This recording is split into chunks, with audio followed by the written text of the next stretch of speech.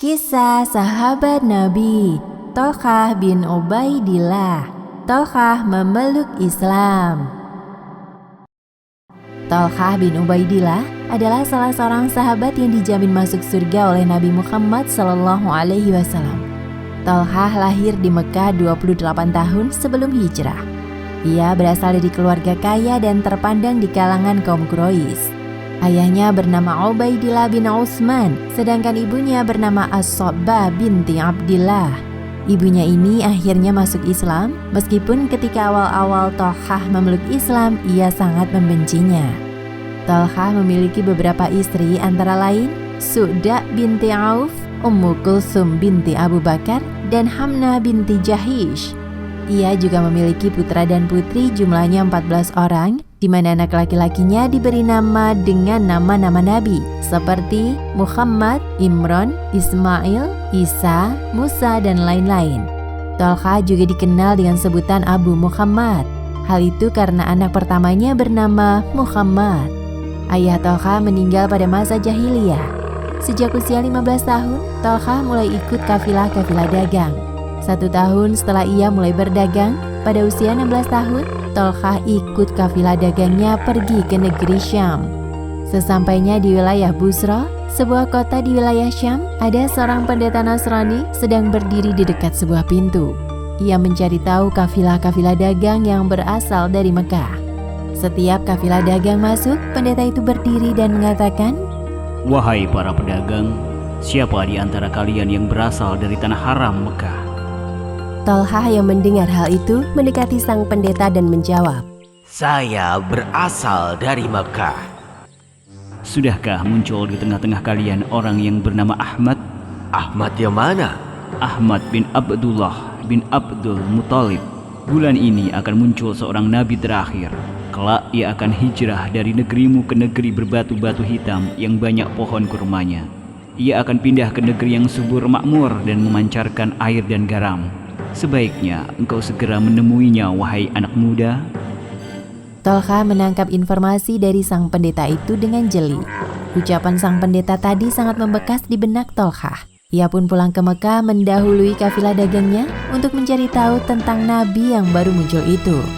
Sesampainya di Mekah, Thalqah bertanya kepada keluarganya tentang kebenaran adanya nama Ahmad yang telah menjadi nabi. Ternyata memang benar informasi yang disampaikan oleh sang pendeta. "Apakah ada peristiwa penting yang terjadi di Mekah sepeninggalku?" "Ada. Muhammad bin Abdullah menyatakan bahwa dirinya adalah nabi." "Apakah dia punya nama lain selain Muhammad?" "Dia juga dikenal dengan nama Ahmad." "Apakah sudah ada yang mengunjungi dan mempercayai Muhammad?" "Sudah ada. Dia adalah Abu Bakar. Dia juga telah beriman atas risalah Muhammad." Abu Bakar adalah seorang yang lapang dada, lembut dan penyayang. Ia merupakan pedagang yang berbudi teguh. Abu Bakar sebelum masuk Islam mempunyai majelis yang membahas nasabnya orang-orang Arab. Banyak orang yang menyukai majelisnya karena ia ahli sejarah Quraisy dan mengetahui silsilah keturunan suku itu. Thalqah merupakan sepupu dari Abu Bakar. Mereka berteman baik. Thalqah pun kemudian pergi mendatangi Abu Bakar. "Benarkah Muhammad bin Abdullah telah menjadi nabi dan engkau mengikutinya?" "Benar." Kemudian Abu Bakar menceritakan kisah Muhammad SAW sejak peristiwa di Gua Hira sampai turunnya ayat pertama. Abu Bakar juga mengajak Thalqah untuk masuk Islam. Setelah mendengar Abu Bakar bercerita, Thalqah ganti bercerita tentang pertemuannya dengan seorang pendeta itu. Abu Bakar tercengang lalu berkata, "Mari kita temui Muhammad dan ceritakan kepadanya tentang peristiwa yang kau alami dengan pendeta itu. Dengarkan pula apa yang Muhammad katakan tentang agama yang dibawanya." Lalu pergilah Thalqah bersama Abu Bakar untuk menemui Rasulullah SAW. Rasulullah SAW menjelaskan tentang Islam kepada Thalqah. Beliau juga menceritakan tentang kebaikan dunia dan akhirat serta membacakan beberapa ayat Al-Quran. Thalqah merasakan dadanya begitu lapang. Kemudian Thalqah menceritakan tentang sang pendeta di Busra kala itu. Setelah mendengar cerita dari Thalhah, raut wajah Rasulullah SAW terlihat gembira. Kemudian tanpa ragu Thalhah mengucapkan 2 kalimat syahadat di hadapan Rasulullah SAW dan Abu Bakar. Asyhadu alla ilaha illallah wa asyhadu anna Muhammadar Rasulullah. Sehingga Thalhah termasuk golongan pertama yang memeluk agama Islam. Peristiwa Thalhah masuk Islam sungguh hal yang mengejutkan bagi keluarganya. Sosok pemuda Quraisy yang diharapkan ibunya kelak menjadi pemimpin kaumnya itu telah meninggalkan agama nenek moyangnya. Thalhah dibenci dan dimusuhi oleh kaum Quraisy. Tidak hanya itu, ia mendapat perlakuan yang tidak menyenangkan seperti dicaci, bahkan disiksa. Namun Thalhah berpendirian kokoh dan teguh untuk mempertahankan keimanan dan ketakwaannya kepada Allah Subhanahu wa Ta'ala. Suatu hari, sekelompok pemuda menggiring Thalhah dengan tangan diikat pada lehernya. Orang-orang tersebut menyiksa Thalhah. Bersama Abu Bakar, Thalhah juga ditangkap oleh Naufal bin Khuwailid, sosok kafir Quraisy yang memiliki julukan Singa Quraisy. Naufal mengikat Thalhah dan Abu Bakar menjadi satu, lalu mendorong keduanya kepada algojo kafir. Mereka disiksa sehingga banyak luka di tubuhnya. Sejak peristiwa itu, Thalhah dan Abu Bakar mendapat gelar Al-Qarinain, yaitu sepasang sahabat yang sangat dekat. Bakti dan perjuangan Thalhah dalam menegakkan Islam dan membela kaum muslim sangatlah besar, sehingga banyak gelar dan sebutan serta keistimewaan yang didapatnya. Rasulullah pernah bersabda bahwa Thalhah adalah salah satu orang yang akan mati syahid. Saat itu Rasulullah SAW, Abu Bakar, Umar, Utsman, Ali, Thalhah, Az-Zubair, dan Sa'ad bin Abi Waqqas berada di atas gunung Hira. Lalu gunung itu bergetar, maka Rasulullah SAW bersabda, "Tenanglah, di atasmu hanya ada seorang nabi, atau syidik, atau syahid." Setelah secara langsung dari Rasulullah SAW mendengar berita gembira yang menyatakan bahwa dirinya akan wafat sebagai syahid, maka Thalhah terus mencari syahadah, yaitu mati syahid di tempat-tempat yang mungkin didapatkannya. Thalhah ikut dalam seluruh peperangan bersama Nabi Muhammad SAW, kecuali pada perang Badar. Thalhah tidak ikut dalam perang tersebut karena Rasulullah SAW mengutusnya untuk memata-matai kekuatan kaum musyrik ke arah negeri Syam. Meskipun demikian, Rasulullah mengatakan bahwa Thalhah tetap mendapat pahala yang sama dengan mereka yang berperang. Ia dianggap hadir dalam perang tersebut. Kelebihan Thalhah lainnya ialah ia merupakan salah satu dari 6 orang yang ditunjuk oleh Umar bin Khattab sebagai anggota Majelis Syura menjelang wafatnya. Ketika Umar melaksanakan salat subuh, ia ditikam oleh Abu Lu'lu'ah, seorang beragama Majusi. Waktu itu Umar segera dibawa ke rumahnya dan darah mengalir deras dari luka-lukanya. Setelah dibawakan minuman kepadanya, lalu ia meminumnya, tetapi minuman tersebut keluar kembali dari perutnya yang ditikam. Orang-orang yakin bahwa Umar tidak tertolong lagi. Kemudian orang-orang masuk dan menjenguknya. Hafsah binti Umar pun juga datang. Ia duduk di sisinya menangis beberapa saat. Tak berapa lama datang rombongan laki-laki meminta izin untuk menjenguk Umar. Orang-orang berkata, "Berilah wasiat, wahai Amirul Mukminin, pilihlah penggantimu. Saya tidak mendapati ada orang yang lebih berhak untuk memegang urusan ini, yaitu menjadi khalifah selain dari 6 orang yang Rasulullah SAW rela atas mereka ketika wafatnya." Umar menyebutkan nama mereka yaitu Ali, Utsman, Thalhah, Az-Zubair, Sa'ad bin Abi Waqqas, dan Abdurrahman bin Auf. Yang menjadi saksi adalah Abdullah bin Umar dan ia tidak berhak dipilih. Abdullah bin Umar tidak boleh dipilih karena anak dari Umar bin Khattab. Demikianlah kisah Thalhah bin Ubaidillah. Hikmah yang bisa diambil dari kisah tadi antara lain, pertama, kita hendaknya berpikir jeli dan terbuka ketika mendapat informasi tentang kebenaran. Seperti kisah Thalhah menangkap informasi tentang Nabi Muhammad SAW. Kedua, hendaknya bersemangat dalam beribadah kepada Allah Subhanahu wa Ta'ala dan membela agama Allah, seperti halnya semangat para sahabat dalam menegakkan agama Islam. Ketiga, begitu mulianya sahabat Nabi, salah satunya Thalhah bin Ubaidillah. Bahkan Umar mempercayainya menjadi salah satu di antara 6 orang yang berhak memusyawarahkan tentang khalifah penggantinya. Wallahu a'lam bishawab. Kisah sahabat Nabi Thalhah bin Ubaidillah, syahid yang berjalan di atas muka bumi. Pada perang Uhud, Thalhah dengan setia menemani dan melindungi Rasulullah Shallallahu Alaihi Wasallam. Nabi Muhammad Shallallahu Alaihi Wasallam menyiapkan pasukan Muslim yang jumlahnya mencapai 1.000 orang. Namun dalam perjalanan ke Uhud, sebagian pasukan batal mengikuti perang karena hasutan oleh orang-orang munafik yang dimotori oleh Abdullah bin Ubay bin Salul. Sejumlah 300-an pasukan akhirnya pulang ke Madinah. Pada akhirnya pasukan Muslim yang berjumlah sekitar 700 orang berperang melawan pasukan musuh yang berjumlah sekitar 3.000 orang. Rasulullah Shallallahu Alaihi Wasallam pun mengatur strategi perang. Pasukan Muslim diposisikan menghadap ke arah Madinah dan Gunung Uhud pada punggung mereka. Sedangkan di atas sebuah bukit dekat pasukan Muslim, Rasulullah Shallallahu Alaihi Wasallam menempatkan ahli pemanah berjumlah 50 orang yang berfungsi melindungi punggung mereka ketika ada lawan datang dari belakang. Pasukan pemanah tersebut dipimpin oleh Abdullah bin Jubair. Rasulullah Shallallahu Alaihi Wasallam memberikan pesan kepada pasukan pemanah untuk tidak meninggalkan bukit meskipun menang atau kalah, sampai ada instruksi berikutnya dari Nabi Shallallahu Alaihi Wasallam. Mereka diharap untuk tetap siaga. Tetaplah dengan syaf kalian seperti ini, dan jagalah punggung kami. Bila kalian melihat kami di bawah telah menang, jangan ikut turun bersama kami. Begitu juga bila kalian melihat kami terbunuh, jangan bantu kami. Di awal peperangan, pasukan Muslim berhasil mendesak kaum kafir. Hujan anak panah juga membuat kaum kafir mundur. Semangat juang pasukan Muslim membuat pasukan kafir Quraisy kerepotan dan mulai mundur. Kemenangan kaum Muslim sudah hampir nyata. Ketika pasukan pemanah melihat kaum Muslimin menang dan mereka mulai mengumpulkan harta rampasan perang dari tangan musuh, sebagian dari pasukan pemanah berkata kepada yang lain, Harta rampasan?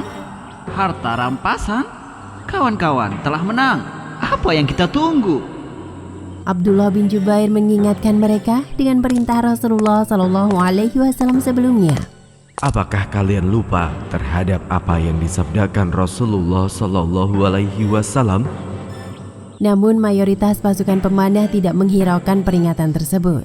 Kemudian 40 orang, ada yang mengatakan sekitar 43 orang dari mereka meninggalkan bukit dan menyusul mayoritas pasukan muslimin di bawahnya dan turut serta mengumpulkan harta rampasan perang. Akibatnya punggung kaum muslimin kosong dari penjaga, yang tersisa hanyalah Abdullah bin Jubair dan 9 orang. Mereka yang tersisa tersebut patuh kepada perintah Rasulullah Shallallahu Alaihi Wasallam untuk berada di tempat sampai Rasulullah Shallallahu Alaihi Wasallam memberi mereka izin atau mereka semuanya gugur. Khalid bin Walid yang saat itu belum masuk Islam memanfaatkan peluang itu. Dengan cepat ia memimpin pasukannya untuk memutar bukit sehingga tiba di belakang pasukan Muslim. Khalid dan pasukannya menyerang Abdullah bin Jubair dan pasukan pemanah yang tersisa. Selanjutnya ia menyerang pasukan Muslim dari belakang.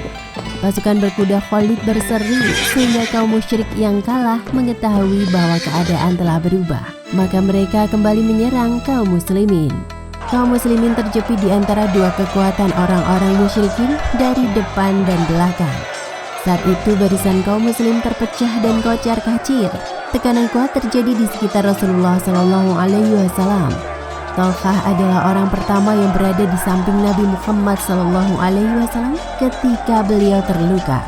Pada saat itu yang tersisa di dekat Rasulullah Sallallahu Alaihi Wasallam hanya 12 orang sahabat, yaitu 11 orang Ansor dan Thalhah dari Muhajirin. Untuk menyelamatkan diri, Rasulullah dan orang-orang yang mengawal beliau naik ke bukit, tapi dihadang oleh musuh. Orang-orang musyrikin segera memfokuskan serangan kepada Rasulullah Sallallahu Alaihi Wasallam. Maka terjadilah perang yang sengit antara orang-orang musyrikin dengan 12 orang tersebut. Ketika orang-orang musyrikin mendekat, Rasulullah Shallallahu Alaihi Wasallam bersabda, Siapa yang berani melawan mereka, dia akan menjadi temanku di surga. Saya, wahai Rasulullah. Tidak, jangan engkau, tetaplah di tempatmu. Lalu seorang laki-laki berkata, Saya, wahai Rasulullah. Ya, engkau, majulah. Laki-laki itu lalu maju dan berperang melawan musuh sampai dia gugur. Kemudian Nabi menoleh. Ternyata orang-orang musyrik semakin dekat. Beliau bersabda, Siapa yang menahan mereka? Saya, ya Rasulullah. Tetaplah di tempatmu. Lalu seorang laki-laki Ansor berkata, Saya, wahai Rasulullah. Engkau majulah. laki-laki tadi kemudian berperang sampai dia pun gugur. Hal tersebut terus berlangsung. Setiap kali Rasulullah meminta para sahabat untuk melawan orang-orang kafir, Tolhah mengajukan diri pertama kali, tetapi selalu ditahan oleh Rasulullah dan diperintahkan untuk tetap berada di tempatnya. Sampai 11 Ansor itu gugur syahid, dan yang tersisa bersama Rasulullah Shallallahu Alaihi Wasallam hanyalah Tolhah bin Ubaidillah. Sekarang engkau, wahai Tolhah. Kemudian Tolhah maju melawan musuh. Ia mengayunkan pedang dan menghalau sekuat tenaga para musuh jangan sampai mendekat kepada Rasulullah Shallallahu Alaihi Wasallam. Setiap kali setelah Tolhah melawan musuh, ia kembali kepada Rasulullah mendorong beliau ke belakang agar jauh dari musuh. Jari telunjuk dan jari tengah Tolhah lumpuh. Ada yang mengatakan jari-jarinya putus. Ia merasa sangat kesakitan dan berkata, Aduh. Lalu Nabi Muhammad Sallallahu Alaihi Wasallam bersabda, Seandainya engkau mengucapkan bismillah, niscaya para malaikat akan mengangkatmu, sementara orang-orang kafir melihatnya. dalam riwayat lain Rasulullah bersabda, Seandainya engkau mengucapkan bismillah, niscaya engkau akan melihat sebuah istana di surga yang dibangun untukmu dari ucapan tersebut, walaupun engkau masih hidup di dunia. salah satu kakinya pincang pada saat membela Rasulullah Sallallahu Alaihi Wasallam. Namun ketika ia membawa Nabi Sallallahu Alaihi Wasallam, ia memaksakan diri untuk berjalan normal. Tolhah melakukan hal itu agar tidak memberatkan beliau.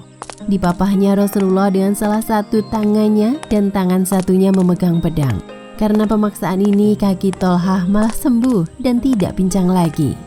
Rasulullah hendak naik ke sebuah batu besar. Beliau dalam kondisi agak lemah.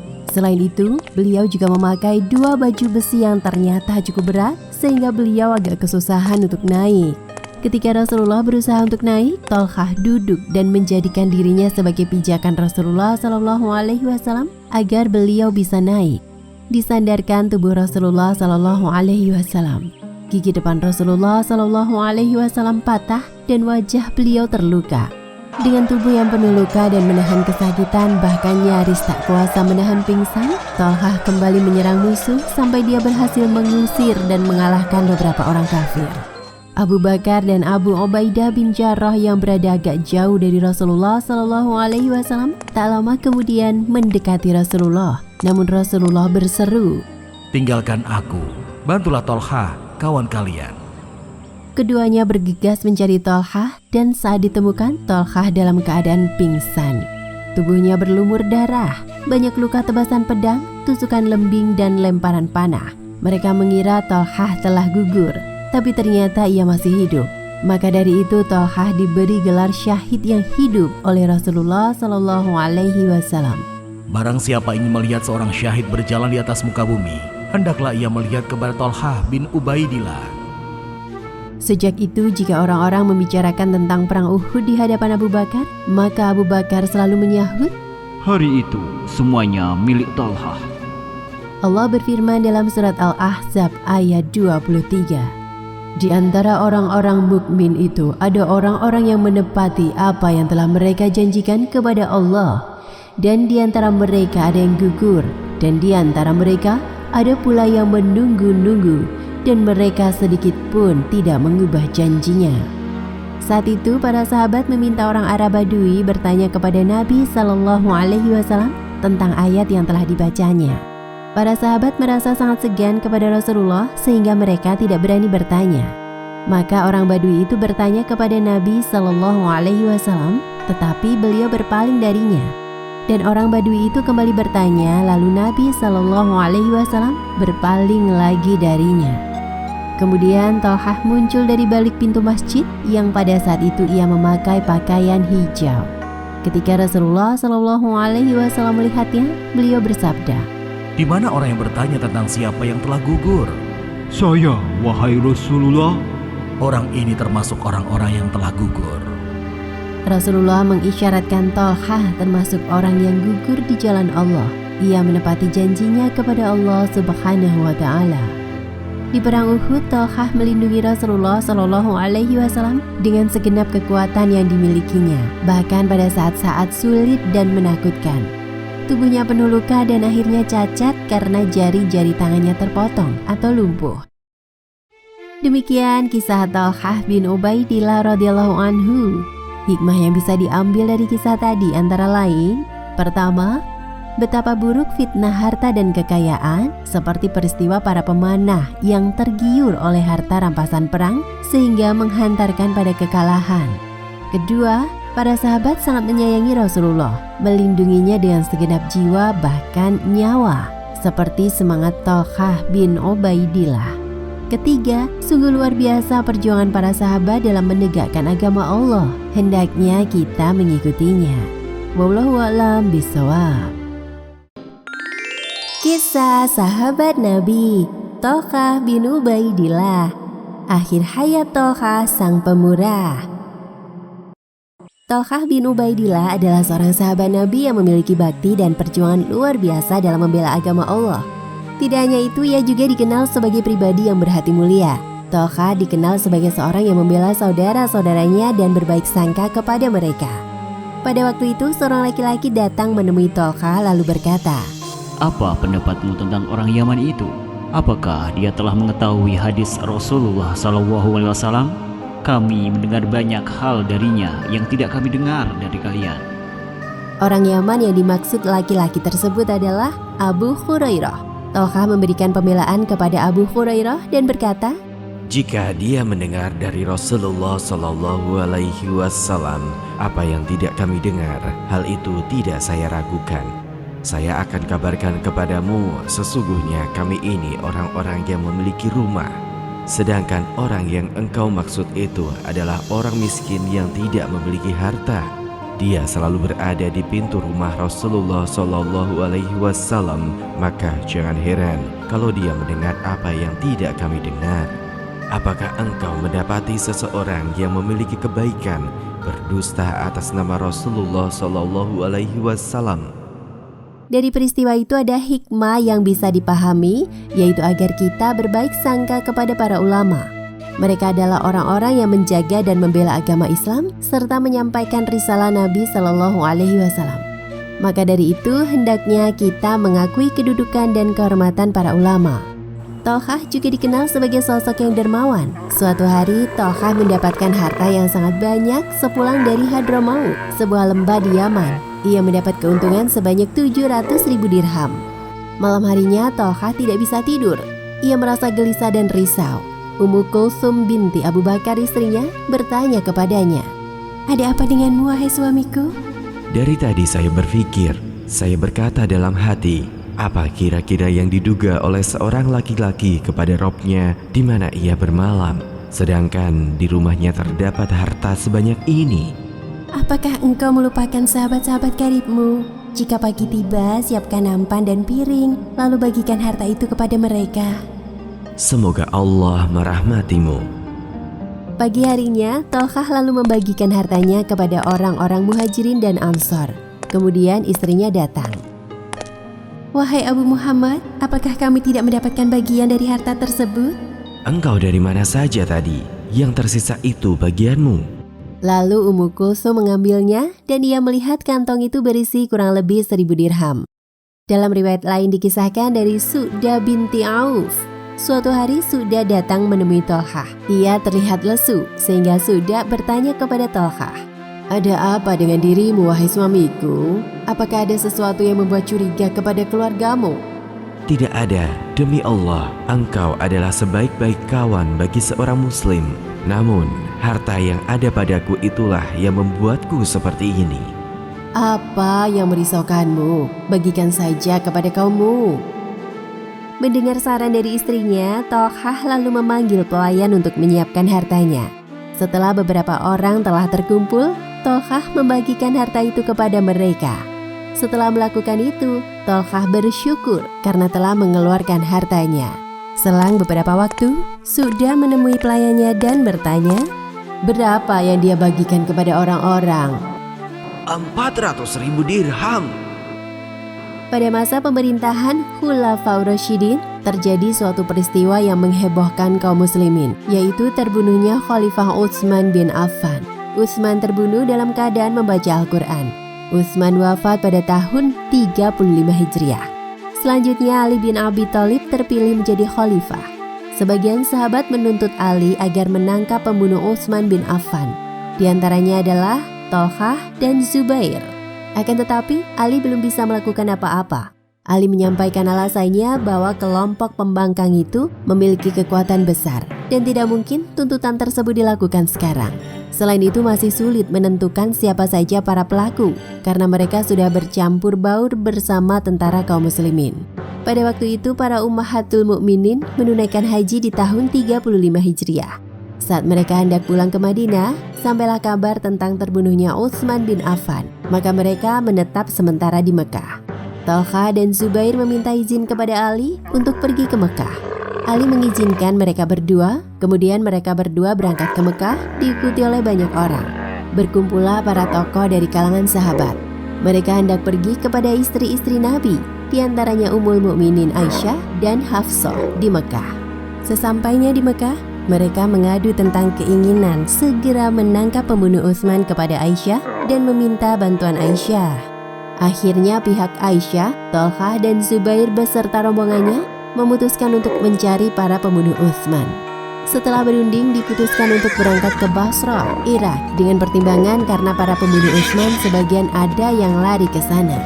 Berangkatlah Aisyah, Tolhah dan Zubair serta rombongannya ke Basrah. Mereka ke sana bukan dengan tujuan berperang, tetapi ingin mendorong khalifah agar pembunuh Utsman segera ditangkap dan dijatuhkan hukuman, sehingga terjadi perdamaian dan tidak menyebabkan sengketa berkepanjangan. Setelah Ali mengetahui kepergian mereka, maka ia dengan pasukannya juga pergi ke Basrah. Ketika Ali tiba di Ziqor, sebuah tempat yang sudah dekat dengan Basrah, Ali mengutus Al-Qa'qa bin Amr untuk menemui Tolhah dan Zubair di Basrah. Temuilah kedua orang ini Tolhah dan Zubair, serulah kepada mereka pada persatuan dan kesatuan, dan jelaskan tentang bahayanya perpecahan di antara kaum muslimin. Pertama-tama Al-Qa'qa menemui Aisyah dan bertanya mengenai tujuannya ke Basrah. Aisyah menyatakan bahwa ia menginginkan terjadinya islah, yaitu perdamaian di tengah masyarakat. Lalu Al-Qa'qa juga bertanya kepada Tolhah dan Zubair dengan pertanyaan yang sama. Jawaban mereka berdua pun sama dengan Aisyah, yaitu untuk perdamaian dan ingin agar pembunuh Utsman tidak dibiarkan. Sebenarnya Ali mempunyai rencana untuk menyelesaikan masalah tersebut dengan cara menunggu sampai dalam kondisi stabil. Baru kemudian ditangkaplah satu persatu orang yang terlibat dalam pembunuhan Utsman bin Affan. Sebab saat itu tiap-tiap wilayah masih berselisih dalam menentukan sikap. Al-Qa'qa kembali kepada Ali mengabarkan diskusi yang telah terjadi di antara mereka. Mendengar hal itu, Ali takjub dan orang-orang berharap perdamaian dapat diwujudkan. Aisyah mengirim berita kepada Ali bahwa sesungguhnya ia datang untuk berdamai, maka kedua belah pihak bergembira menyambutnya. Selanjutnya, Ali menyampaikan kepada orang-orang bahwa dirinya akan berangkat ke Basrah untuk menemui rombongan dari Madinah dan mengadakan kesepakatan. Singkat cerita, setelah mendengar bahwa kedua belah pihak berdamai, orang-orang yang terlibat dalam pembunuhan Utsman mulai khawatir. Mereka berunding untuk melakukan suatu fitnah besar. Menjelang fajar, orang-orang yang tidak menyukai persatuan kaum muslimin tersebut menyelinap di balik pasukan Ali. Mereka melakukan adu domba agar terjadi perang antara kubu Ali dan kubu Aisyah. Para pembangkang ini kemudian keluar dari tenda dan melakukan penyerangan tiba-tiba ke tengah pasukan Tolhah dan Zubair, sehingga beredar fitnah di kalangan pasukan Tolhah bahwa Ali telah berkhianat. Rencana adu domba para pembangkang ini berhasil, sehingga terjadilah perang antara kubu Ali dan kubu Aisyah yang dikenal dengan Perang Jamal atau disebut Perang Unta. Talhah ketika itu diingatkan Ali bahwa ia berada dalam pihak yang salah. Maka ia ingin menghentikan peperangan tetapi tidak berhasil. Tiba-tiba ia terkena anak panah misterius yang mengenai kakinya. Darah terus mengucur sehingga Talhah wafat. Talhah bin Ubaidillah wafat pada tahun 36 Hijriah. Ali menghampiri jenazah Talhah dan sangat terpukul melihatnya. Ia mengusap tanah dari wajah dan jenggotnya.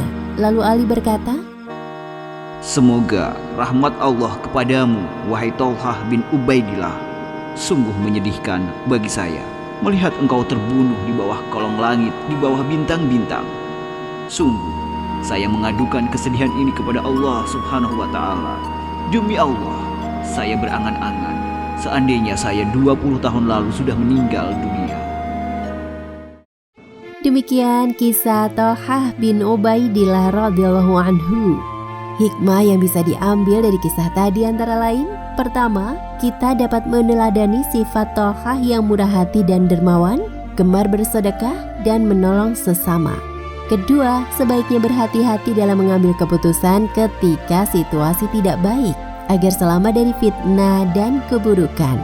Wallahu a'lam bishawab.